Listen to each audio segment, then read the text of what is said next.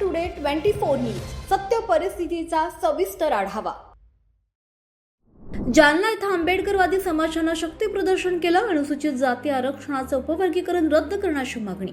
Republican सेनेचे राष्ट्रीय अध्यक्ष आनंदराज आंबेडकर यांच्या नेतृत्वाखाली आंदोलन।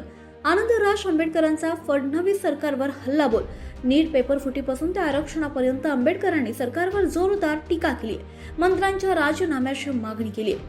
महाराष्ट्रातील जालना शहर अनुसूचित जाती आरक्षणाच्या उपवर्गीकरणाच्या निषेधार्थ संपूर्ण आंबेडकरवादी समुदाय आणि अनुसूचित जाती संघटनांनी एका भव्य मोर्चाचे आयोजन केलं होतं। मुसळधार पाऊस असून सुद्धा मोठ्या संख्येने लोक या आंदोलनात सहभागी झाले।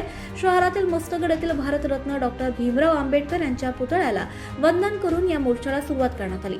त्यानंतर हा मोर्चा शहरातील विविध प्रमुख रस्त्यांवरून जात अंबड चौफुली येथे पोहोचला। तिथे एका जाहीर सभेने त्याची सांगता झाली। या मोर्चाचे नेतृत्व रिपब्लिकन आर्मीचे राष्ट्रीय अध्यक्ष आनंदराज आंबेडकर यांनी केले।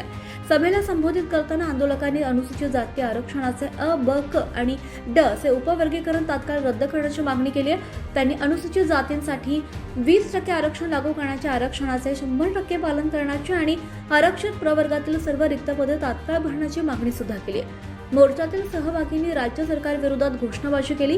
कोणताही अनुचित प्रकार टाळण्यासाठी पोलीस प्रशासनाने संपूर्ण मार्गावर कडक सुरक्षा व्यवस्था तैनात केली होती। पाऊस असून सुद्धा या भव्य मोर्चाचे संपूर्ण शहराने लक्ष वेधून घेतलं होतं। या भव्य मोर्चाने संपूर्ण शहराचं लक्ष वेधून घेतलं। दरम्यान रिपब्लिकन सेनेचे राष्ट्रीय अध्यक्ष आनंदराज आंबेडकर यांनी राज्य आणि केंद्र सरकारवर जोरदार हल्ला चढवला। त्यांनी म्हटलं की जर फडणवीस सरकारने अनुसूचित जाती आरक्षणाचे उपवर्गीकरण जबरदस्तीने लागू केलं तर त्यांना त्याची किंमत मोजावी लागेल।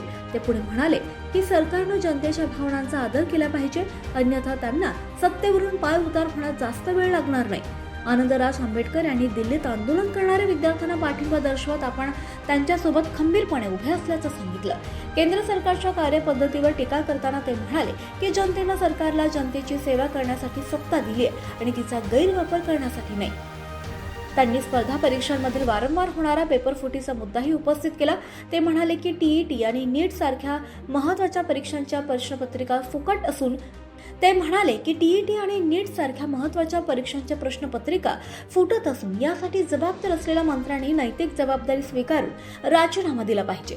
त्यांनी असाही आरोप केला की सरकार आंदोलनं दडपण्याचा प्रयत्न करत आहे, परंतु दिल्लीतील सध्याची आंदोलनं आता दडपण्याच्या पलीकडे गेली आहेत। महाराष्ट्र टुडे मराठीसाठी ब्युरो रिपोर्ट विलास गायकवाड, जालना।